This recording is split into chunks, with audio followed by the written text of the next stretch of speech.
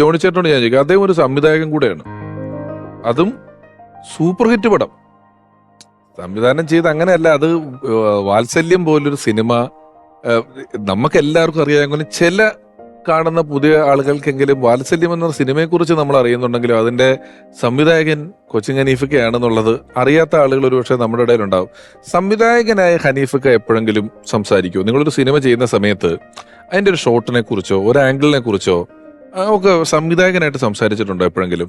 എനിക്ക് തോന്നുന്നു ഒരിക്കൽ പോലും പുള്ളി ഇല്ല, ഒരിക്കൽ പോലും ഇടപെടില്ലായിരുന്നു. ഈ തമാശക്കുള്ള എന്തെങ്കിലും സജഷൻസ്, ചിലപ്പോൾ ഒറ്റ ഷൂട്ടിൽ പോയാൽ നല്ലതായിരുന്നു, അങ്ങനെയൊക്കെ ചിലത്, അല്ലാതെ ഒരു കാരണവശാലും അത് ഇടപെടുകയില്ല. പിന്നെ എനിക്ക് ഈ പറഞ്ഞ അനീഫ്ക്കയുടെ ചില സിനിമകൾ, ഞാൻ എപ്പോഴും പറയാറുണ്ട്, അനീഫ്ക്ക കഥാകൃത്തായിരുന്ന കുറേ കാലഘട്ടമുണ്ട്. ഇതിഹാസം ഞാൻ നമുക്കറിയാലോ, ഒരു വീട്ടിൽ DGP Naseer sir, police commissioner സോമേട്ടൻ മോൻ, പബ്ലിക് പ്രോസിക്യൂട്ടർ സുകുമാരേട്ടൻ, വേറൊരു മോൻ, ഒരു വലിയ സ്റ്റെപ്പ് ഉണ്ടാവും. ഞാനത് ചോദിച്ചിട്ടുണ്ട് അനീഫ്ക്കയോട്. നസീർ സാർ ഇങ്ങനെ വരുമ്പോൾ സൈഡിൽ നിന്ന് സുകുമാരൻ സോമൻ 3 മക്കള് താഴെ വെയിറ്റ് ചെയ്യുന്നുണ്ട്. ശ്രീവിദ്യാമ്മ, ജലചേച്ചി, കിൽക്കാൻ പറ്റിയായിട്ടൊരു പെങ്ങള്, അങ്ങനത്തെ ഞാൻ ചോദിച്ചിട്ടുണ്ട്. ഈ വീട്ടിലെ ഈ പെങ്ങളെ തന്നെ ജോസ് പ്രകാശ് സാറ് ബലാത്സംഗം ചെയ്യുമെന്നുള്ളതാണ്. അത് കമ്മീഷണർ എല്ലാവരും ഞാൻ കൊണ്ട് ലോകത്തെ ഏറ്റവും വലിയ വില്ലൻ അദ്ദേഹമായിരിക്കും. ഇവിടെ തന്നെ പോയി ബലാത്സംഗം ചെയ്യേണ്ട കാര്യമുണ്ടോ എന്ന് ഞാൻ അനീഫ്ക്കയോട് ചോദിച്ചിട്ടുണ്ട്. അനീഫ്ക്ക ചിരിക്കും. ഈ അനീഫ്ക്കക്ക് ഈ വക്കീലുമാരിലും ജഡ്ജിമാരിലൊക്കെ കൈവശം കൊടുക്കും. ഞാൻ പറഞ്ഞാണ്, നിങ്ങൾക്കത് കൈവശം നടന്നില്ല. എല്ലാ പടത്തിലും കോടതിയും വക്കീലും ഉണ്ടാവും. ആ വാത്സല്യത്തിലെങ്കിലും ഈ സിദ്ദിഖാക്ക് വേറെ എന്തെങ്കിലും ജോലി കൊടുക്കാഞ്ഞില്ലേ, അപ്പൊ പുള്ളി ഒറ്റ ചിരിയായിരുന്നു.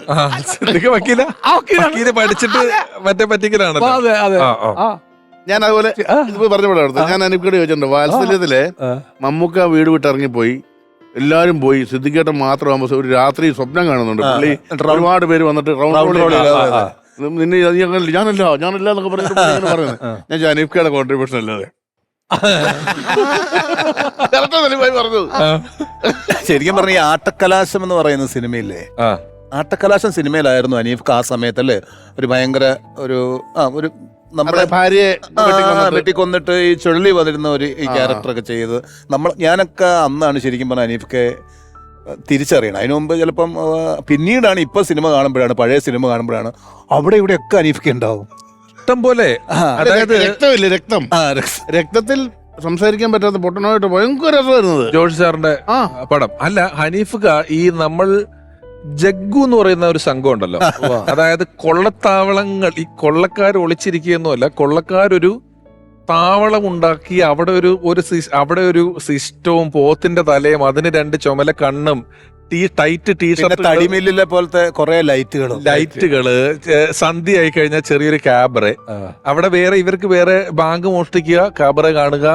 ആ സംഘങ്ങളിൽ ഒരുപാട് സിനിമകളിൽ ഈ എസ്ബോസ് പറയുന്ന സംഘത്തിൽ ഹനീഫൊക്കെയുണ്ട്. എസ്ബോസ് എന്ന് പറയുന്ന ഒരേപോലെ 2 പടത്തിൽ ജോസ് പ്രകാശ് സാർ പുള്ളിയെ വെടിവെച്ചു നടന്നിട്ടുണ്ട്. 2 ചതിയാ. കാരണം ഇന്നലെ വരെ ഹീറോയോടെ വന്ന് ഇന്ന് വന്ന് പുള്ളിക്ക് ഒരു ഉപകാരം ചെയ്തിട്ട് പ്രതിഫലമല്ലേ അടിച്ചടിച്ച് അപ്പൊ പുള്ളിക്കൊരു ന്യായമുണ്ട്. അത് അനീഫ്ക്കയുടെ കഥ അല്ല, ജോസ് പ്രകാശ് സാറിന്റെ ന്യായമുണ്ട്. ഇന്നലെ വരെ ചോറ് കൊടുത്ത് കൈക്ക് കൊത്തി അവൻ, നാളെ എന്നെ കൊത്തില്ലെന്ന് എന്താ ഉറപ്പ്? അനീഫ്ക്കയുടെ ഫസ്റ്റ് പടം സ്ക്രിപ്റ്റ് കഥ എഴുതുന്ന പടം പുള്ളിയുടെ പേര് അല്ല പറഞ്ഞത്, വേറെ ആരുടെ പേരിലാണ്. കാരണം പുള്ളിയുടെ പേരിൽ ഹനീഫ് വേണ്ട എന്ന് പറയുമെന്ന് പുള്ളിക്ക് നല്ല ഉറപ്പുണ്ട്. അങ്ങനെ വേറൊരാള് എഴുതിയാണെന്ന് പറഞ്ഞിട്ടാണ് പുള്ളി ആദ്യമായിട്ട് ഈ കഥ കൊണ്ട് കൊടുക്കണത്. അതെടുത്തു. അത് ഇപ്പൊ ഈ സരിമേട്ടൻ പറഞ്ഞ കാര്യം, നമ്മള് ഈ നർമ്മം പറയുന്ന ഒരാള് നിങ്ങൾ ഇങ്ങനത്തെ കാര്യങ്ങൾ പറയുമെന്ന് വിചാരിച്ചില്ലെന്നൊക്കെ നമ്മളോടൊക്കെ പറയാറുണ്ട്. നമ്മൾ എന്തെങ്കിലും ഒരു നല്ല സജഷനോ ഒരു സീരിയസ് ആയിട്ടുള്ള കാര്യം ഒരു സ്ഥലത്ത് പറഞ്ഞാല് നിങ്ങൾ ഇങ്ങനെ പറയുന്നു, അതെന്തിനാ ഇവരിങ്ങനെ ഇതിനു മുമ്പ് വിചാരിച്ചു വെച്ചെന്നറിയത്തില്ല. പക്ഷെ ഹനീഫ്ക്ക അതിനകത്ത് ഈ 2 അറ്റവും, അതായത് ഈ ലവലേശം ചിന്തിക്കാത്ത ഒരാളായിട്ടുള്ള കഥാപാത്രം ചെയ്യണമെങ്കിൽ അതിന്റെ എക്സ്ട്രീമാണ്. മഹാനദി CID മൂസ പറക്കം തെളിയ ആ എക്സ്ട്രീം ഉണ്ട്.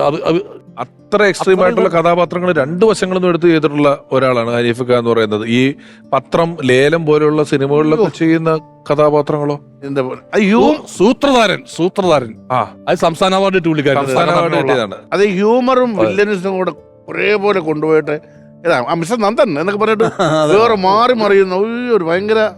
പിന്നെ വേറെ രണ്ട് വിഷയമാണ്, ഞാനൊരു ഡയറക്ടർ എന്നുള്ള പുള്ളിയെ പണ്ട് പോലെ ഇങ്ങനെ പറയുകയൊക്കെ ചെയ്യുന്നതുകൊണ്ട് ഞാൻ പറയാം, 80-കൾ മുതൽ പുള്ളി ഹിറ്റുകൾ കൊടുത്തോണ്ടിരുന്നു. ഈ പറഞ്ഞ ഇതിഹാസം, രക്തം, ഇങ്ങനെ കുറെ പടങ്ങളുണ്ട് അദ്ദേഹത്തിന്റെ. 3 മാസങ്ങൾക്ക് മുമ്പ് തമിഴിലങ്ങാണ്ട് തായ്ക്കൊരു കാലഘട്ടം അങ്ങനെയൊക്കെ ആയിരുന്നു. എനിക്ക് തോന്നുന്നത് ജോഷി സാറുമായിട്ടൊരു വലിയ ഭയങ്കര ബന്ധമുണ്ട്. ബന്ധമുണ്ട്. കാരണം ജോഷി സാറിന്റെ കരിയറിന്റെ തുടക്കത്തിലൊക്കെ അല്ലെങ്കിൽ ഇങ്ങനത്തെ സിനിമകളുടെ എഴുത്തിലൊക്കെ അല്ല, ജോർജ് സാറിന്റെ ഒട്ടുമിക്ക എഴുത്തുകളും ആ കാലത്ത് പുള്ളി കഥ എഴുതുന്നു. മോർക്കൻ സിനിമയിലുണ്ടല്ലോ, ആ, ജയനോട് ലൈറ്റർ കത്തിക്കുന്ന സംഘത്തിലുണ്ട്. അപ്പൊ അതുകൊണ്ട് ജോഷി സാറിന്റെ മിക്ക സിനിമകളിലും അല്ല, അവര് പഴയ ഫ്രണ്ട്സാണ് അവര്, ജോർജ് സാറും അനീഫിക്കയും മദ്രാസിലൊക്കെ ചെയ്തിട്ടുള്ള. ആയിട്ട് ഒന്നിച്ച് ആ കാലം.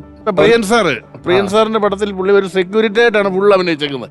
താളവട്ടത്തില് താളവട്ടത്തിൽ വേറെ ഒന്നുമില്ല, ലാലേട്ടനെ പിടിച്ചിടുക, ലോക്ക് ചെയ്യുക, അതേ ഉള്ളൂ. പക്ഷെ അല്ല, അഭിമന്യു എന്ന് പറഞ്ഞ സിനിമയിൽ ആ അതൊരു ഉഗ്രൻ ക്യാരക്ടറാണ്. അതില് അഭിമന്യു